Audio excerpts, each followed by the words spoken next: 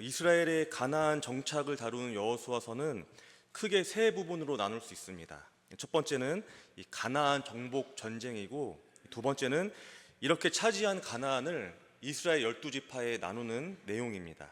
그리고 마지막 세 번째는 이 가나안에 정착한 이스라엘을 향한 여호수아의 유언 같은 설교와 또 그에 대한 이스라엘의 반응입니다. 오늘 여호수아 11장은 이 여호수아서의 첫 번째 부분인 가나안 전쟁 그 마지막 부분이라고 할 수 있습니다.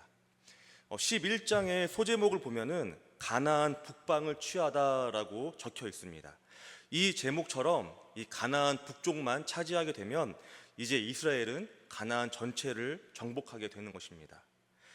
이스라엘의 전쟁에 관한 말씀, 그리고 특별히 이 가나안 북부를 차지하는 여호수아 11장 말씀은 이 오늘날을 살아가는 우리에게 어떤 의미가 되는 것일까요?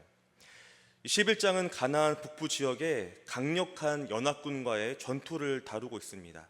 그리고 이 짧은 장 안에는 우리가 이 세상을 살아가며 마주하게 되는 많은 문제들, 마치 전쟁과 같은 수많은 영적 전쟁에서 어떻게 승리할 수 있는지, 그리고 승리함으로 인해서 무엇을 얻고 또 누릴 수 있는지에 대한 말씀을 전하고 있습니다. 먼저 1절에서 5절을 보면 이스라엘이 가나안 남부 지역을 정복했다는 그 소문이 이 북부에까지 퍼져나갑니다. 그러자 하솔 왕 야빈은 북부의 모든 왕들을 모아서 이스라엘에 대적하기로 합니다.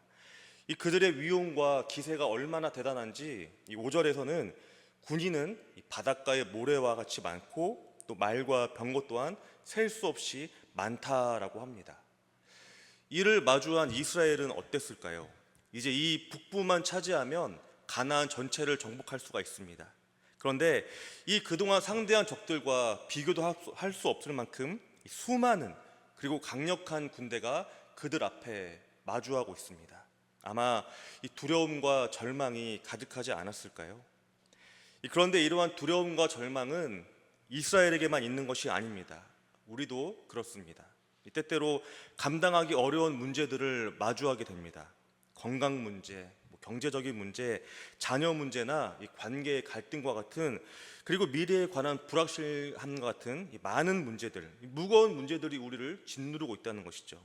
그런데 이러한 크고 두려운 문제들만 우리를 힘들고 어렵게 하는 것이 아닙니다. 해변의 모래처럼 자잘하지만 수많은 염려와 걱정들도 우리를 힘들게 합니다. 이 수많은 적들이 우리 삶을 애워싸고 또 압박하고 있는 것이죠.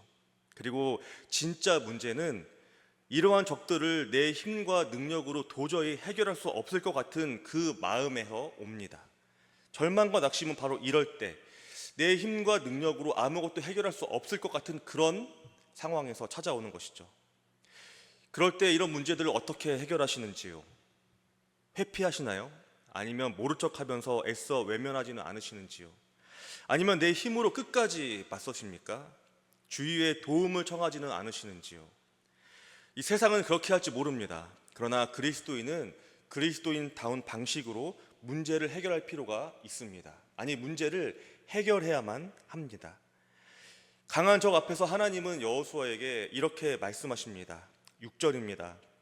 여호와께서 여호수아에게 이르시되 그들로 말미암아 두려워하지 말라. 내일 이맘때에 내가 그들을 이스라엘 앞에 넘겨주어 몰살시키리니. 그러니까 하나님은 이스라엘의 이 두려움을 아셨던 것이죠. 그렇게 두려워하지 말라라고 말씀을 하십니다. 그리고 약속하십니다. 내가 너희에게 승리를 가져다 주겠다. 우리를 향한 하나님의 약속은 우리의 모든 두려움을 이기는 강력한 힘을 가지고 있습니다. 그런데 이 강력한 힘, 하나님으로 인해 이기는 것은 자연스럽게 일어나는 것이 아닙니다. 당연하게 일어나는 것도 아닙니다.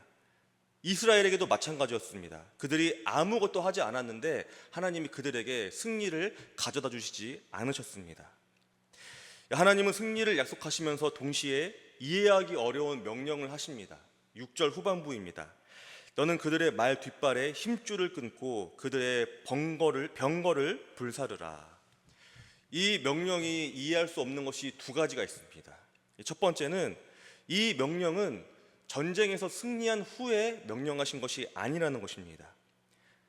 사실 이 말 뒷발의 힘줄을 끊고 이 병거를 불태우는 것은 승리를 한 후에 할 수 있는 행동인데, 하나님은 이미 그들에게 승리를 약속하시고 승리를 선포하신 것입니다. 그리고 이해하기 어려운 두 번째는 이 다음과 같습니다. 이 전쟁에 있어서 상식 중에 하나는 이 승리하게 되면 이 적의 모든 것을 빼앗는 것입니다. 이 패배한 적군을 포로로 삼거나 노예로 삼습니다.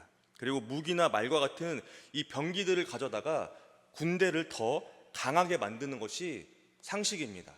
이 당시 가나안의 이 북반구는 좋은 품종의 말들이 있었습니다. 그리고 그 어떤 군대와도 싸워서 이길 수 있는 강한 무기와 병거들이 있었습니다. 이것들을 취하면 이스라엘은 강대국이 될 수 있습니다. 가나안뿐만 아니라 그 어떤 나라와 싸워도 이길 수 있는 힘을 얻게 되는 것이죠. 그런데 하나님은 이렇게 명령하십니다. 그 모든 것들을 다 파괴하고 다 버려라. 왜 그랬을까요? 하나님은 이스라엘이 강해지는 것을 원하지 않으셨을까요? 아닙니다. 하나님은 이스라엘이 진짜 강해지는 방법을 아신 것입니다. 그 어느 군대와 싸워도 능히 이길 수 있는 방법을 하나님은 아셨습니다. 그것은 바로 하나님만을 의지하는 것이죠. 그런데 이 하나님을 의지한다는 것이 무엇일까요? 이 의지한다는 것은 어떤 태도나 어떤 모습, 어떤 마음가짐이 아닙니다. 의지는 행동, 즉 무엇인가를 하는 것입니다. 그렇다면 다시 질문할 수 있습니다. 하나님을 의지한다는 것은 그렇다면 무엇을 하는 것일까요? 그것은 바로 순종하는 것입니다. 이 여호수아를 읽다 보면은 다른 성경들보다 특별히 이 순종에 관한 말씀이 많이 나옵니다. 왜 그럴까요? 이 여호수아서를 읽다 보면 정말 하나님이 아니면, 하나님을 의지하지 않으면, 하나님을 순종하지 않으면 해낼 수 없는 일들이 너무나도 많기 때문입니다.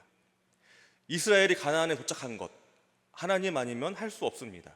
여리고성을 무너뜨린 것, 하나님께 순종하지 않으면 해낼 수 없습니다. 가나안에 있는 수많은 적들과 나라들과 전쟁을 하면서 승리하는 것, 하나님 아니면 할 수가 없습니다. 이 모든 것을 해낼 수 있던 것은 단 한 가지, 이스라엘이 오직 하나님께 순종했기 때문입니다. 하나님께 순종하고 계십니까? 우리는 연약합니다. 완벽하지 않습니다. 그래서 모든 것을 다 알지 못합니다. 그래서 어떤 것을 할 때에 완벽하게 해낼 수 없고 또 모든 것을 온전히 이해할 수가 없습니다. 그리고 다른 사람이 하는 일이나 또 다른 사람이 우리를 대하는 이 태도 또한 우리 마음대로 할 수가 없습니다. 그런데 우리는 할 수 있는 것이 있습니다. 그것은 바로 하나님께 순종할 것인지 아닌지 우리 뜻대로 선택할 수 있다는 것이죠. 그리고 그 순종의 방법은 다름 아닌 말씀에 있습니다. 어떤 일을 할 때에 성경에는 그 하나님의 답이 담겨 있습니다. 그렇게 우리는 그것을 따를지 하나님의 말씀을 무시할지 선택할 수 있다는 것입니다. 여호수아와 이스라엘은 하나님을 선택했습니다. 순종한 것이죠. 이번에도 마찬가지입니다. 여호수아는 하나님의 명령대로 이 말들의 힘줄을 끊고 그 수많은 병거들을 불사르고 버렸습니다. 이스라엘의 승리가 그들의 군사력이 아니라 오직 하나님의 도우심에 있다는 것을 인정한 것입니다. 오늘날 우리는 무엇을 의지하나요? 내가 가진 능력이나 재능을 의지합니까?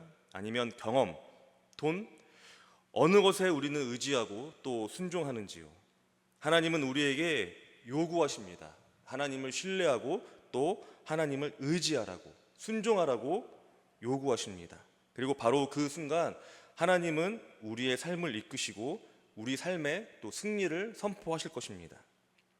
여호수아 11장은 하나님 말씀에 대한 순종은 우리에게 완전한 승리와 또 참된 안식을 가져다 준다라는 것을 보여줍니다.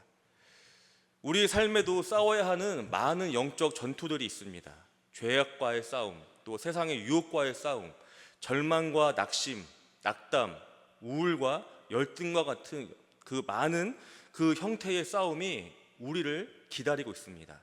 그리고 그럴 때마다 세상은 자신의 힘, 또 경험, 또 세상의 그 방법들을 의지하려고 합니다. 하지만 우리의 완전한 승리와 참된 안식은 우리의 능력과 수단 또 세상의 방법에 있지 않다는 것을 오늘 말씀은 우리에게 보여줍니다. 완전한 승리와 참된 안식은 다름 아닌 하나님 말씀에 대한 순종에 있습니다. 우리는 무엇에 순종하며 살아가고 있습니까? 하나님보다 더 의지하고 있는 것이 있지는 않은지요? 하나님께서 오늘 우리에게 끊으라고 명령하시는 말 뒷발의 힘줄과 또 불태우라고 하시는 그 병거는 무엇입니까? 우리의 삶에 아직 남아있는 이 정복되지 못한 지역들, 또 해결되지 않은 문제들이 있다면 그것은 우리가 아직 하나님의 말씀을 온전히 신뢰하고 또 순종하지 못한 부분은 없는지 돌아보아야 할 것입니다. 하나님은 우리가 가진 세상적인 힘과 수단을 내려놓고 오직 주님만을 바라볼 때 진정한 승리와 안식을 허락하십니다.